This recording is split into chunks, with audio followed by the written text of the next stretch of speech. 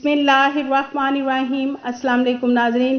पाकिस्तान के लिए सफरी पाबंदी ख़त्म होने के बाद सऊदी एयरलाइंस ने पाकिस्तान से सऊदी अरेबिया आने वाले मुसाफिरों के लिए अहम ऐलान जारी कर दिया है। नाज़रीन, पाकिस्तान से सऊदी अरेबिया आने वाले मुसाफिरों को जब PIA एयरलाइंस का टिकट नहीं मिला तो पाकिस्तानी मुसाफिरों ने सऊदी एयरलाइंस के दफ्तर का रुख किया ताकि पहली फुर्सत में पाकिस्तान से सऊदी अरेबिया पहुंच जाएं।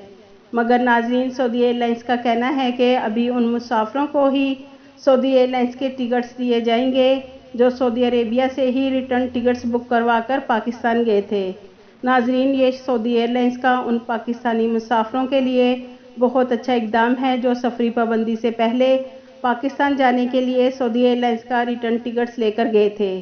तो सऊदी एयरलाइंस की इंतज़ामिया का कहना है कि पहले उन मुसाफिरों को मुमलिकत ले जाया जाएगा जिनके पास सऊदी एयरलाइंस के रिटर्न टिकट्स हैं। फिर उसके बाद सऊदी एयरलाइंस दूसरे मुसाफिरों के लिए सऊदी अरेबिया जाने के लिए टिकट्स फ़रोख्त करेगी।